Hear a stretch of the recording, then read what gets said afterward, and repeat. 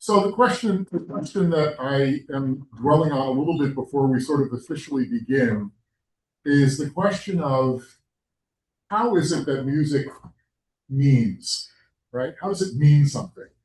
Um, when you listen to Tchaikovsky's Pathetique Symphony, why is it filled with pathos?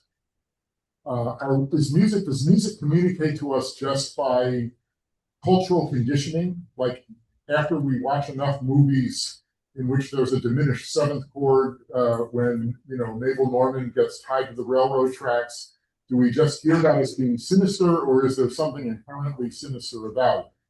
And I kind of lean towards the idea that there is. The thing about music is that it's the most abstract art form, and it's its emotional affect, which is stronger, in my biased opinion, than any other art's emotional affect, is derived from acoustical properties. And that's where the relation to astronomy comes in. Music and astronomy have a long and deep interrelation.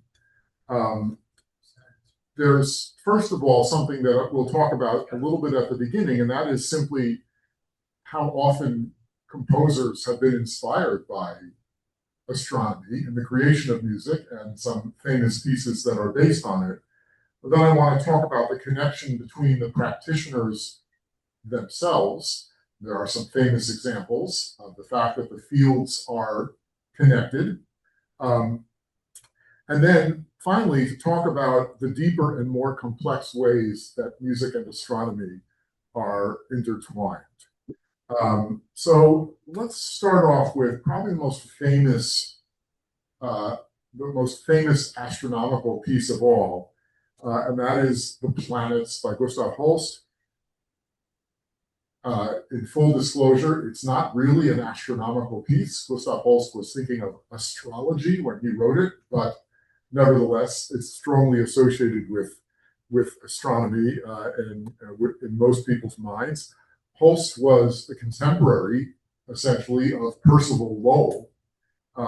He's the astronomer who looked at Mars through older optics and with averted imagination and thought that he saw canals on Mars and from.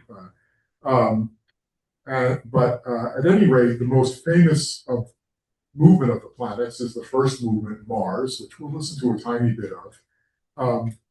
And it is subtitled The Bringer of War, because that was the astrological aspect of Mars. It begins with a sort of unforgettable repeated rhythm in 5/4, and what's called an asymmetrical meter. It doesn't divide into even parts. You're all heard the rhythm, right? And it was chosen deliberately by Holst because, and here's the cultural conditioning part, asymmetrical meters have a long history in Western music of being associated with madness. Some of you may not, who know anything about classical music, may be surprised to know that, for instance, Handel, one of his operas, wrote a bad scene in 5. So it has a long history. It starts with that rhythm played sort of by the strings in the orchestra, but they're not plucking the string or bowing the string. Instead, they're hitting the string with the wood side of the bow, what's called collegno, and that adds to this kind of hair standing on end timbre that it has. And then the melody features a disturbing interval called the tritone. That's tritone, also referred to in old ancient in Latin as diabolus in musica, which means the devil in music. The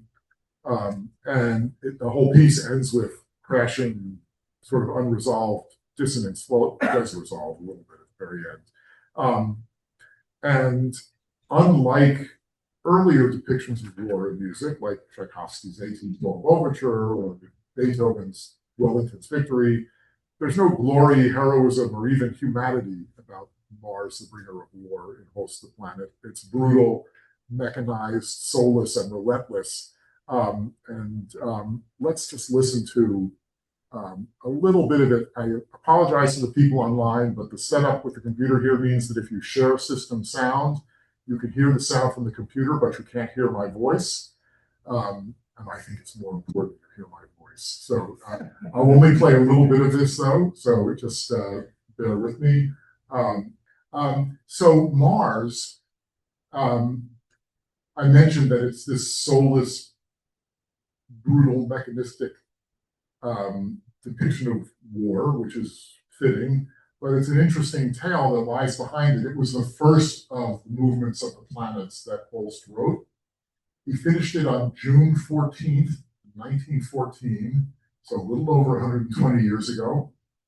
And he was writing it in reaction to an arms race that was going on in Europe at the time, the building giant battleships called dreadnoughts, like the HMS Dreadnought pictured here.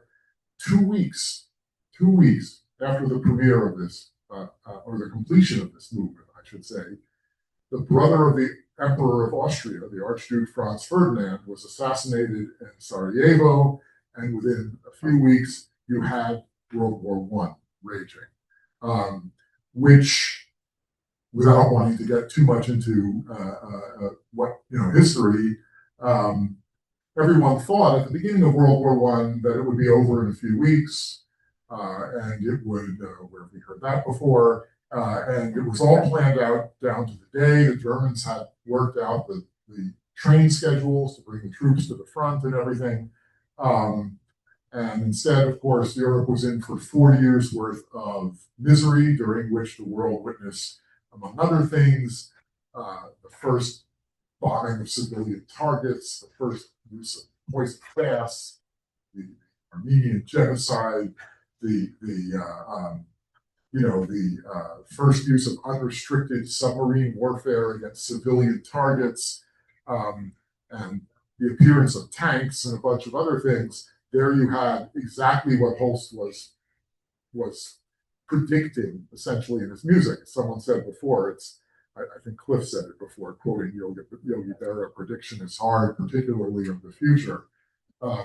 But Holst had accurately predicted at least the very near future. And at the end of the war, the old Europe, the romantic Europe, was gone, right?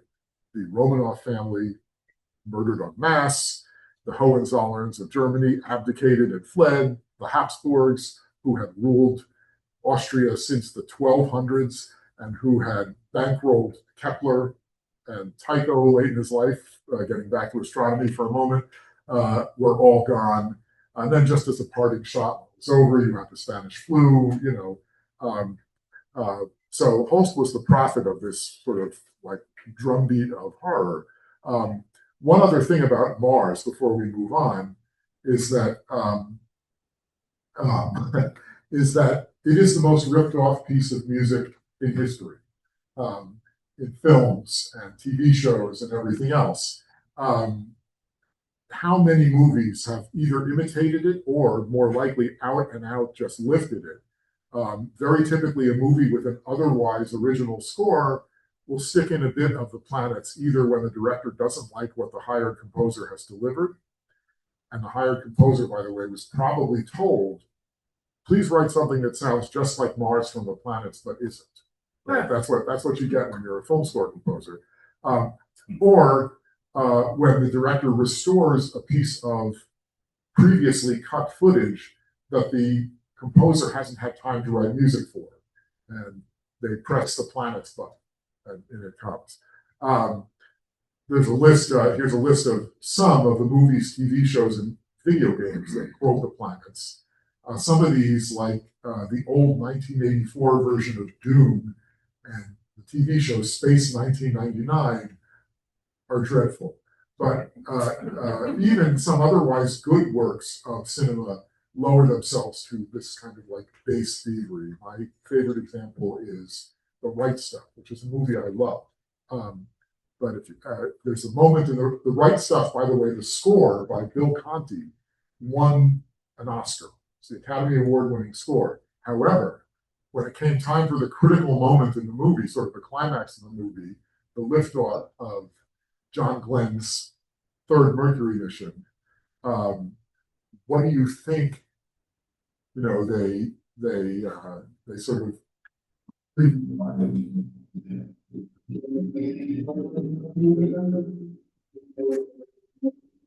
that's all straight out of Mars. You know, not even reorchestrated. I've never met Bill Conti. If he's still around, I'm sure he lives out in California. But I would love to ask him, like, how did you feel about it? You won the Academy Award for this score. But anyway, so his score was interrupted at that crucial moment for Mars from the planets. My favorite evocation of the heavens in music is actually a very simple one, and it's not surprisingly from that guy, Beethoven. In the Ninth Symphony, in the famous fourth movement, where he sets the Ode to Joy. The original name of the poem is the Ode to Freedom, by the way, but Beethoven changed it. I'm not sure why.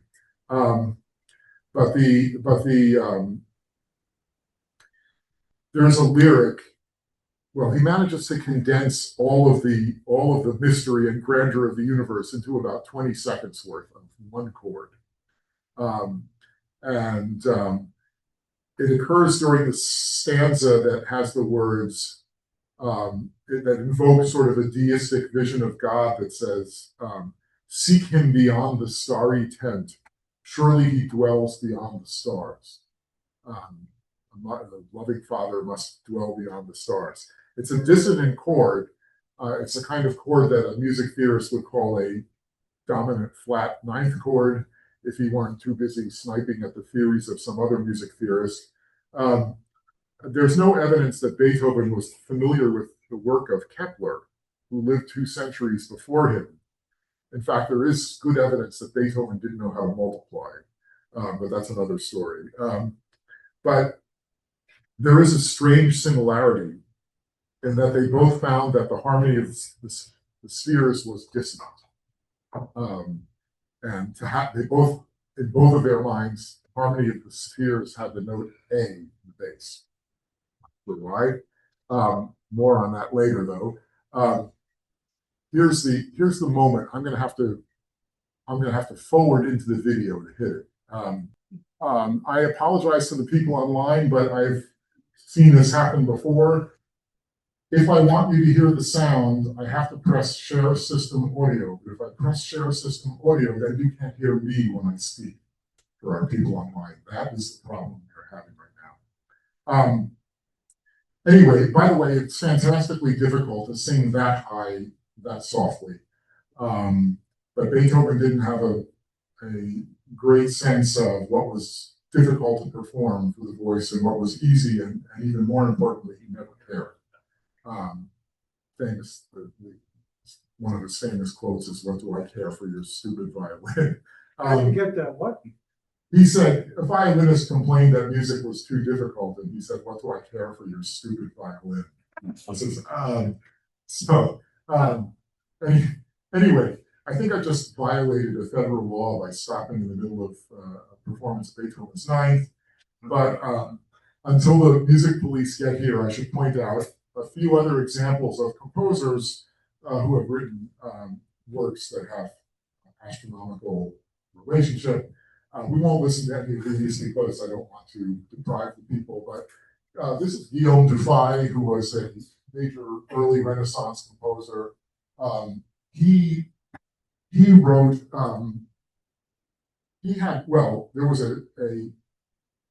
his music reflected the interest in proportion, which was in common to music and astronomy. We'll talk about that, but one of his famous pieces was a Marian hymn that characterized Mary as a star, basically, called Ave Maria Stella, Hail, Star of the Sea. On the left, on the top there is Haydn, of course. We'll talk about his creation a little while later, but he also wrote an opera called The World and the Moon. Haydn lived at a time when there was a great deal of interest in the late 18th century in astronomy and sciences in general, and at the same time, there was a great deal of skepticism and ridicule of scientists. You know, that's unfamiliar to me. The sorry, but Haydn, who like on my personal depth chart is maybe the fourth greatest composer ever to have lived, but he wrote the comic opera again called The World and the Moon, or Il Mondo della Luna, in which a foolish dilettante is duped into thinking he's viewing the moon through a powerful telescope when in fact he's being swindled, which is something that resonates a lot with qualified observers of this club, because we have heard many times when, especially looking at Saturn through the 24-inch telescope, that's not real, it's painted on. So things have, the more things, plus ça change, as they say. Especially Saturn. Yeah, Saturn is the one that does it. In the 20th century, one of the major composers of the mid 20th century, called Hindemith, wrote an opera called Die Harmonie der Welt, the music of the spheres, which was about Johannes Kepler. And then you have the very weird and wonderful Olivier Messiaen, who wrote, among his many mystical pieces, is an orchestra piece called From the Canyons to the Stars, or Des Canyons aux Étoiles, excuse me.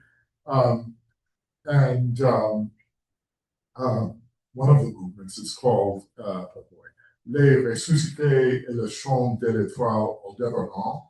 It's maybe the only piece I've ever heard about Aldebaran, which is a star in the constellation Taurus, but there may be more, but I haven't heard them. And one of the many interesting things about Messiaen is that he was synesthetic, which means somebody for whom color and sound are intertwined in their brain. When you read his descriptions of his own music, he writes things like cascades of blue-orange chords, to describe. And Aldebaran is an orange star. I've listened to the piece and I don't particularly think the music sounds orange, but I'm not synesthetic, so maybe I'm wrong. And then, of course, there's one of the great later 20th century composers, a personal favorite of mine, György Ligeti, who's in the middle down there. Ligeti, I don't know if he wrote any music that was specifically inspired by astronomical themes, but his music will always be forever associated with hominid apes on the Pliocene desert, large black monoliths buried on the moon, and psychedelic voyages beyond the infinite, because several of his pieces were used in 2001: A Space Odyssey, the Kubrick classic, which we'll come back to. The other one, of course, is me, smiling foolishly as I dare to intrude on my betters there. I've written a few astronomically inspired works. I won't bother you with them right now. There's a reason, I think, a kind of simple one, why composers have a preoccupation with astronomical themes. And that is basically that astronomy is awe-inspiring. It's awesome, right? I mean, it's cool. And it appeals on an artistic level. My involvement with astronomy, I mean, I would love to say I'm a scientist, but I'm not. I'm an artist. And my involvement with it is looking at these things is a incredibly moving experience. Yeah. Anyway, now let's switch gears and talk a little bit, or listen to a very short amount of calm Renaissance lute music. Just a few seconds. You probably saw the name of the composer there on the video, and you know where I'm going with this. That piece is called La Caccia, The Hunt. It's from the late 16th century, and it's by Vincenzo Galilei. a lutenist, composer, and music theorist who lived during the late 16th century. As I said, late in life, he wrote a treatise in the form of a dialogue contrasting the Renaissance style with the emerging Baroque style, vigorously defending the latter from the attacks of pedants he saw and treated as contemptible fools. If that sounds familiar, it's because his son, Galileo Galilei, likewise defended new astronomical ideas with a dialogue between the two world systems. And in fact, whoops, I think I have to press this to get this to work. Nope. There we go. There's the cover of Father's book and Son's book. And both of them, again, were known for not suffering fools gladly. Galileo just got in a little more trouble than his father did because I don't think Vincenzo ever insulted high-ranking prelates like his father did. But the point is that there's frequently a link not only between music and astronomy, but also between musicians and astronomers. Many times I reminded my sons when they were growing up and would have reminded my daughters had I had any daughters, but I reminded my sons that Galileo's father was a composer, but it didn't work. Neither of them went into astronomy. However, another important connection. Here's Haydn again. In 1792, Haydn traveled to England, where he received an honorary doctorate from Oxford. And while in England, he visited one of his musician friends who had emigrated from Germany to England. His friend had begun his professional life as an oboist in a regimental band, and after his first experiences of battle, which was, I think, even though it was the slightly more civilized battle of the 18th century, he decided that career wasn't for him, and he went AWOL and fled to England, where he became progressively more and more involved in his hobby, astronomy, until eventually it became his career. That, of course, is William Herschel, who is one of the greatest astronomers of all time, and through music, and because his music became progressively more and more an avocation for him, he remained active as a composer throughout his life. Just to give you a sense, again, I don't want to take too much time, but here's a little bit of music by William Herschel. And That's great right now. William Herschel uses Poke. Why don't you? Decided what to eat instead of that. That part had a strange resonance to Game of Thrones. Right? If anyone knows the light of the seven, that part of it.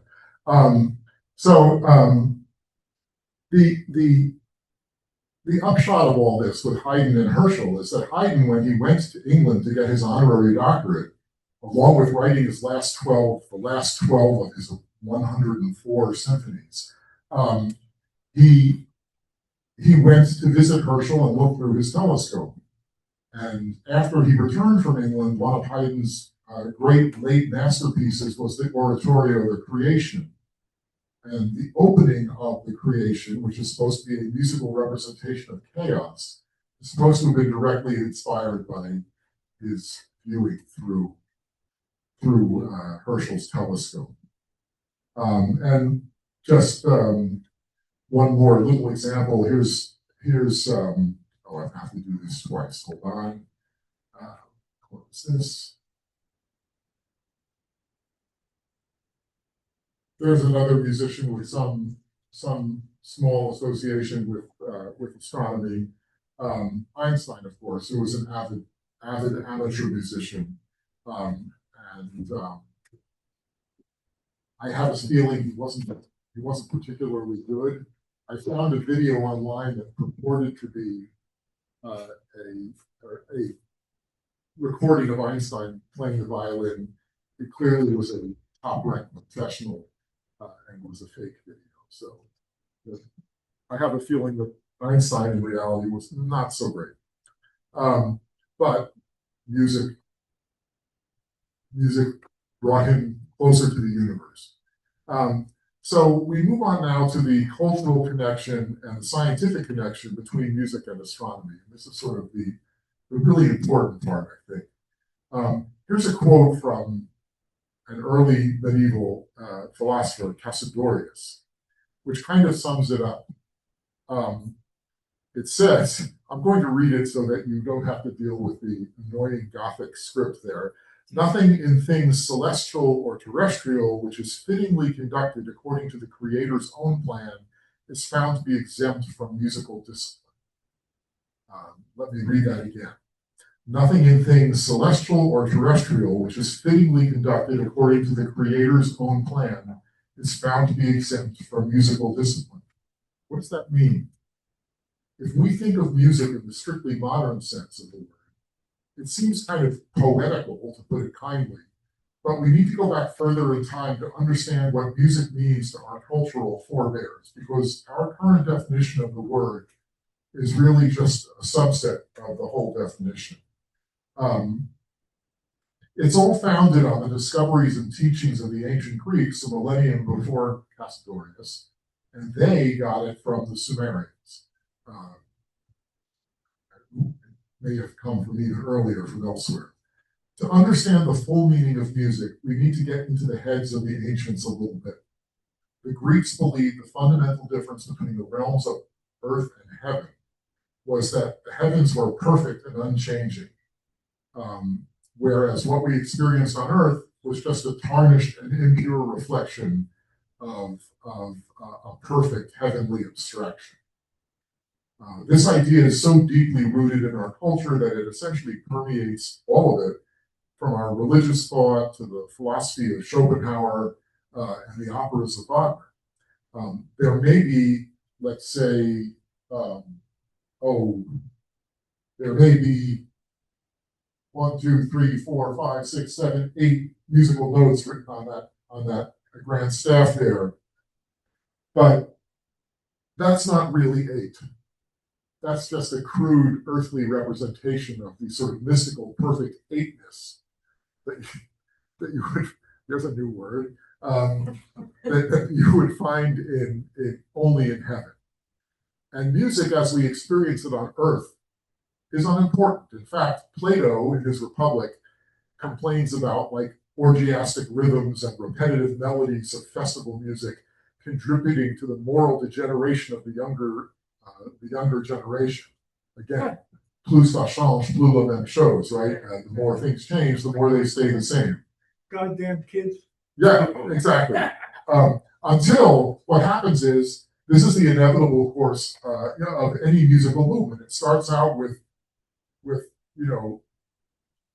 Farbissina old people saying it's corrupting the morals of our youth, and it ends with a new generation of Farbissina old people sitting on the boardwalk saying they don't write them the way they used to. Yeah. Right. They don't make dubstep the way they used to, or whatever. At any rate, the incorruptible math behind music lay in a physical phenomenon called the overtone series, which you all are probably familiar with. If you pluck a string of a certain length and tautness, it vibrates at a certain frequency. In the case of a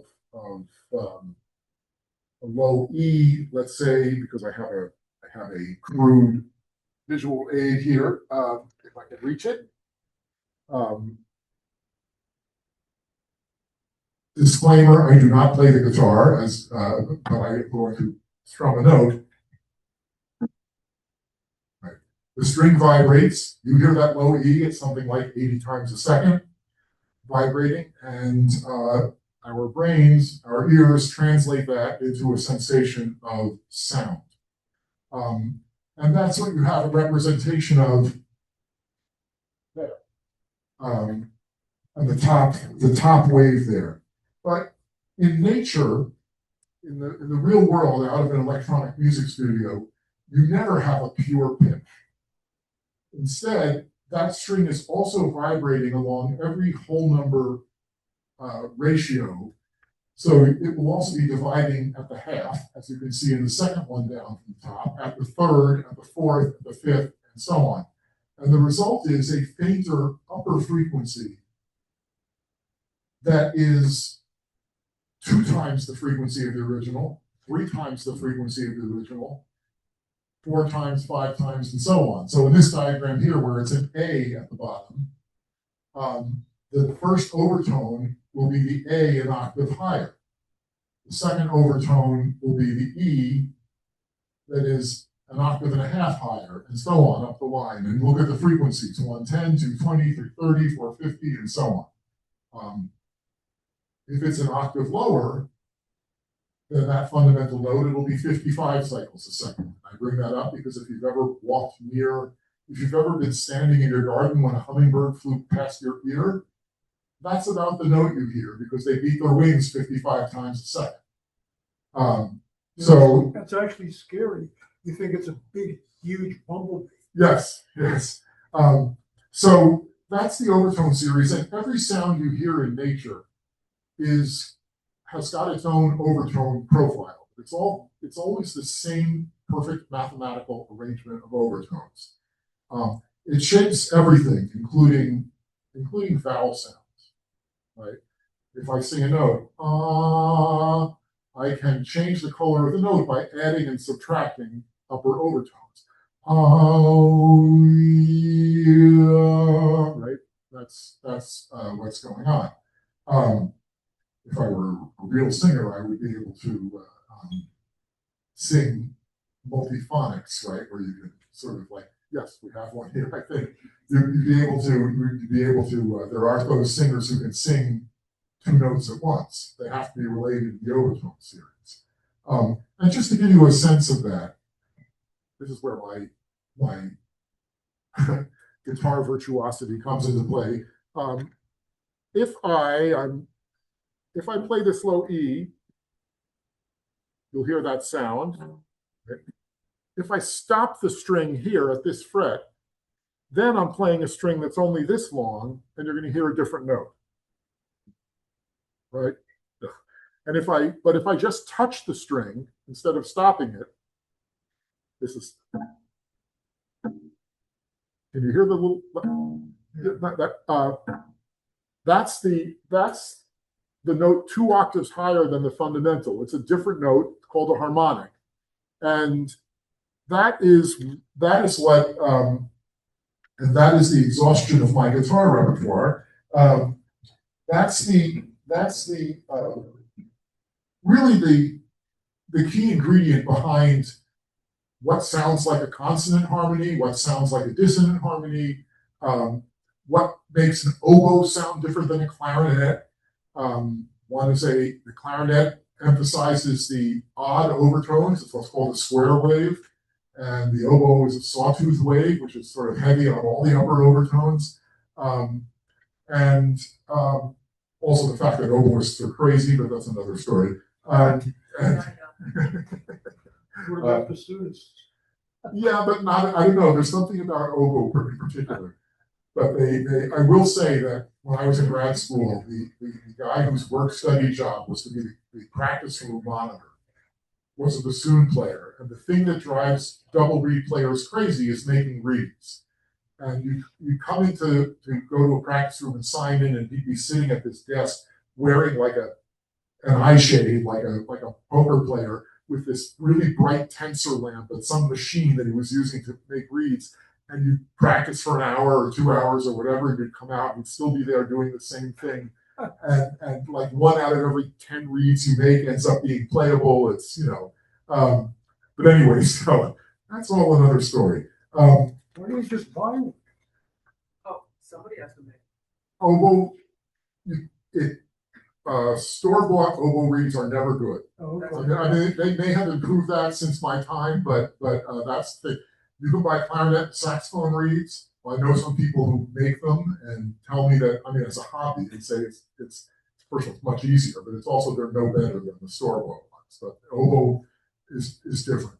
You can modify purchased ones and get them better, but only to a point.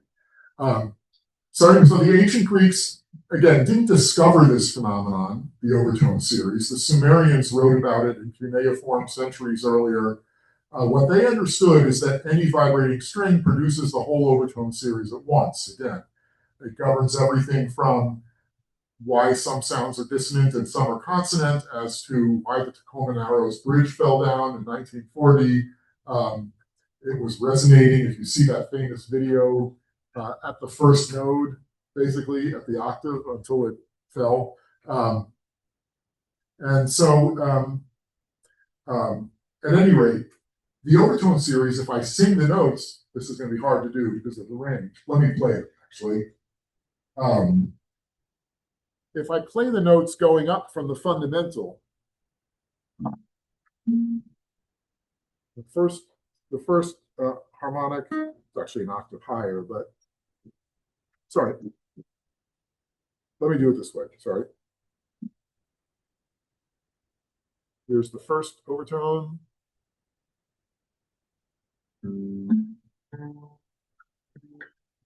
Sorry, it's not in tune, that's the problem. Bum, bum, bum, bum, bum, bum, bum. If that sounds familiar, it's because it's the basis of all music, but most particularly of like one of the most famous astronomy associated pieces ever, which I will play the introduction to. Yes, also Sprach Zarathustra, there it is. So hopefully, well, I apologize in advance. I have to say, I know how these school computers work because my school works this way. I bring my laptop in to teach class that I have a ad blocker loaded. You can't do that with these. So hence the ads. So let's see what it's for this time. At least it's not election season. That's the first minute and 37 seconds of a piece that's actually about 35 minutes long by Richard Strauss, called also Sprach Zarathustra, as you can see.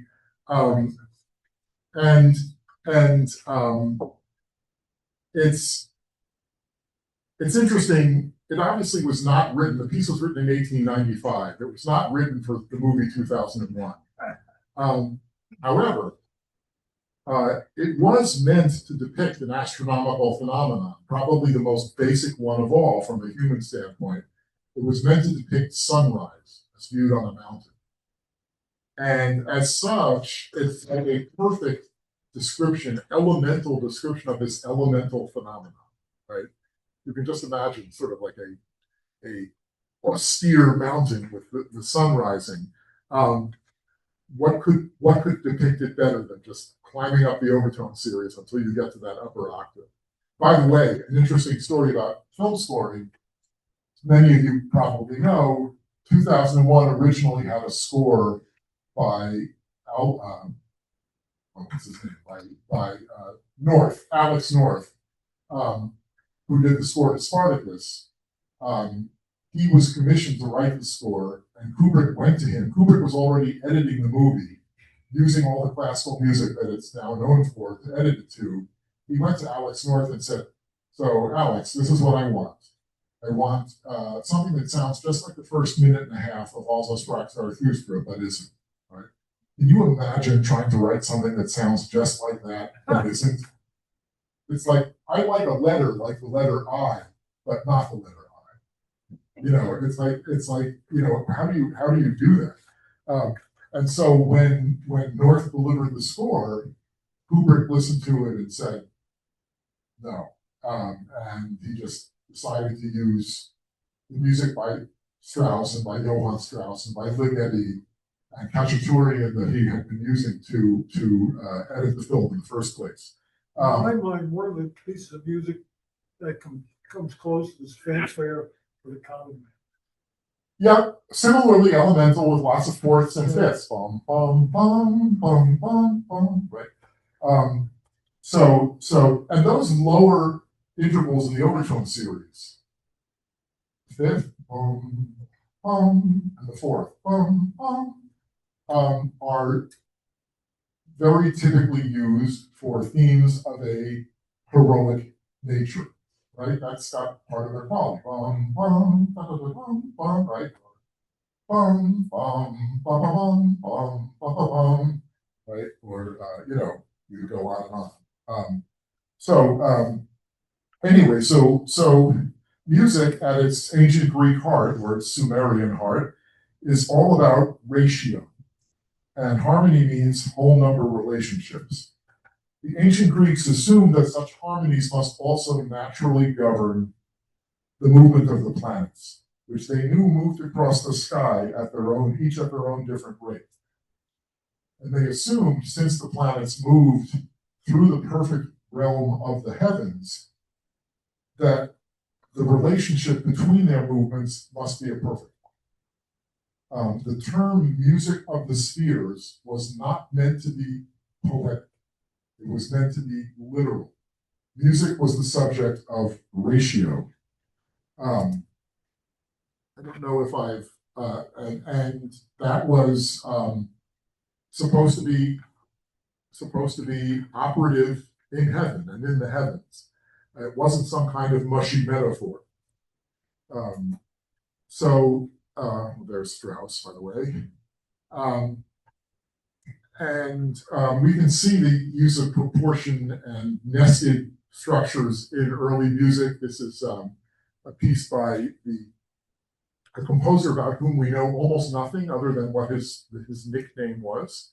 He was called Perrotin, which means sort of like Petey, and Peter, in other words, and also referred to as Perotinus Magnus, which oxymoronically means Little Peter the Great. And he composed at Notre Dame in Paris, and it was some of the earliest polyphonic music written. And you could see what he did. He would take the notes of plain chant and divide them into sort of regular repeating structures of 4 bars each. I can't sing that in pitch, and so on. While the words of the plain chant were going by at an incredibly glacial rate. That's the first syllable of the word "severent," right? It goes all the way through here. The first word of this takes something like 2 minutes. And then they eventually get back to just doing the plain chant, because otherwise the original performance would still be going on. But that idea of sort of like nested structure and ratios was part of the way people thought about creating music as well at the beginning. Clearly, what happened was the way this would be performed is, the monks in the church would, the group singing the low note. And by the way, what's the word for to hold in Latin, or Spanish, or French? Anyone know? In French, it's tenor, right? And in Spanish, it's tenor. The original name for the voice, whose job it was to hold those long notes, was tenor, right? That's where that word comes from. But at any rate, you might wonder what they were studying during the time of Little Peter the Great at the University of Paris, which Notre Dame was part of originally. So the traditional medieval and Renaissance course of study involved 7 courses. The arts, called the trivium, because there were 3 of them: grammar, rhetoric, and logic. And the sciences, called the quadrivium, because there were 4 of them: arithmetic, geometry, astronomy, and music. These are not original facts. But the trivium, that's the source of the word trivial, of course, also, by the way. It's also why, like, you have schools called the Graduate School of Arts and Sciences. I know at my school, I have not been able to convince the the administration that fine arts and liberal arts are not the same thing because we have the same last name. We must be related. But at any rate,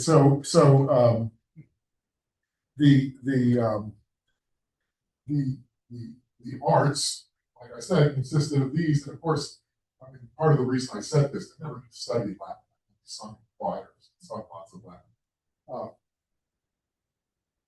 Latin has 6 cases, and the grammar of Latin is the stuff of legends, or the stuff of Monty Python, famously. Romans go home. But the sciences note what's there and what isn't there. So there's no physics, no chemistry, no molecular biophysics, computer science, material science. If you wanted to study metallurgy, like Tycho Brahe did, you had to sneak off campus and find an alchemist. And if you wanted to study painting among the arts, you had to sneak off campus and find a painter. Those things were not taught in school. In fact, the man who wrote the libretti for Don Giovanni and The Marriage of Figaro, 2 of the greatest operas ever, and 2 of Mozart's greatest operas, and also Così fan tutte. That man, Lorenzo da Ponte, was the first person ever allowed to teach a modern language at Columbia University. So this is around 1800. And he still wasn't allowed to teach in the school. Students had to go to wherever he lived and study at his house, which if they knew about Da Ponte, what we knew now, they probably wouldn't let students do that, but that's another story. But at any rate, and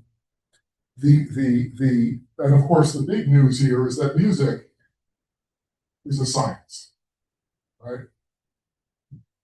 Because astronomy and music couldn't be understood without each other. They were the things that dealt with ratio. That was part of that worldview. And this view of the perfectly proportioned universe both inspired and constrained scientists for centuries. Even Kepler in the early 1600s spent time trying to figure out the harmony of the worlds in his attempts to decipher the riddles of planetary orbits. Along with the way he proposed several theories which sound ludicrous today, like his first one was that the orbits were circumscribed by nested platonic solids. But he also thought that the orbits of the planets described a chord, a D major chord. But he threw that one out because it was a D major chord in the second inversion with the A in the bass. And anyone who's taken music theory knows that chord is dissonant. The heavens are perfect. So therefore, that led Kepler to toss that aside. And of course, one of the greatest things about Kepler and about most great scientists was that he had the scientific humility necessary to look at his brilliant theories and realize they were wrong. That was the hill that Tycho died on. He came up with a really cool theory, and he once his ego became too wrapped up in it. But Kepler was ruthless with himself, and his greatness as a scientist, to some degree, lay in that fact. So why do they call it arithmetic and not mathematics? I can't answer that question. Probably because mathematics hadn't been Invented, developed. yes. The same reason why they didn't actually call it sciences, because the word science hadn't been invented yet, right? These were areas of these people who studied this sort of natural philosophers, right? But as Kepler's third law, he still was looking for those ratios and harmonies. His third law states that of orbital mechanics, that the square of the orbital period of the planet is directly proportional to the cube of the semi-major axis of its orbit. That's a bit messier than the ancients might have liked it, but it still sounds like harmony, right? and it is universal, right? It's still used today to calculate orbits. So there's Kepler and his D major triad. And astronomers continue to look for simple proportional relationships in the heavens, even as astronomy advanced as a science. So Johann Elert Bode, who was roughly a contemporary of Haydn and Herschel, proposed his law in 1772. He was actually using the work of earlier astronomers named David Gregory and Johann Titius. Simply stated, Bode's law states that the planets are separated from the sun by an orderly succession of distances. If you divide the distance to Saturn, which was the most distant known planet, into 100 units, you would find Mercury at 4 units from the sun. And then you'd find Venus at 4 plus 3 units from the sun. You would find Earth at 4 plus 2 times 3 units from the sun.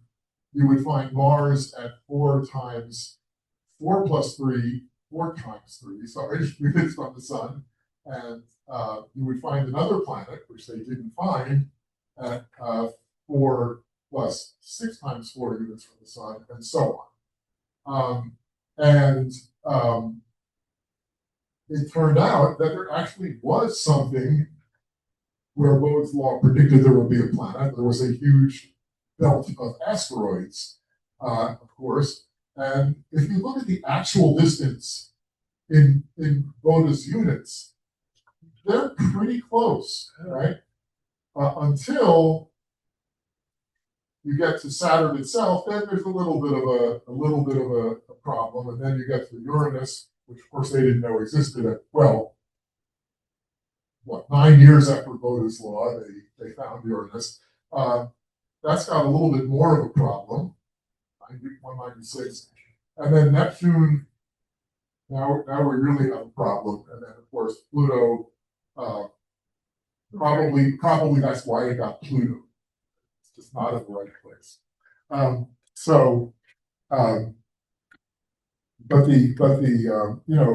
But there they are still looking for ratios, and this still goes on in science today. I think a lot of theories driven by the search for orderly arrangements that may not be there, right? And one final bit of astronomy and music interrelation, of course, is the golden record that's on the Voyager space probes. Both Voyager 1 and Voyager 2, music from several cultures, along with Bach and Beethoven and Chuck Berry, is hurtling towards the stars, so that aliens who find it, of course, will immediately be able to whip out their phonographs, which, of course, all aliens travel with phonographs, and find out what we're all about. And this is a quote from Saturday Night Live, that there was a news headline long ago, after the Voyagers, a news headline that a communication had been received from aliens, and the communication was send more Chuck Berry. Sweet little 16. Yes. One thing more, though, that I just thought of today, speaking of messages from space, I should point out that now, to some degree, sonifying sound, so translating something that's pulsing at 1,000 times a second, let's say like a pulsar, into a sound, is a tool that can be used scientifically. If you imagine looking at 2 neutron stars, and one is pulsating at 1,000 times a second and the other at 2,000 times a second, you might not be able to see much difference between that. In fact, you couldn't be a human and see any difference between that. But if you translate them into sound, one's an octave higher than the other, right? It's easy to analyze. It's an interesting analytical tool that can and has been used in the sciences. So at this point, I'll just finish with a quote from one of my favorite rock songs about astronomy. It's Constellation by They Might Be Giants. And the quote is very relevant to being an astronomer in New Jersey. I was looking up past the city lights, but the city lights got in my way. Right? And then it has the words, see the constellation ride across the sky, no cigar, no lady on his arm, just a guy made of dots and lines. So anyway, so with that, and I would just like to thank, when I first originally made this presentation, my son Max, despite not going into astronomy, darn it, but he did agree to be my fact checker for this. And to all of you and to people at AAI,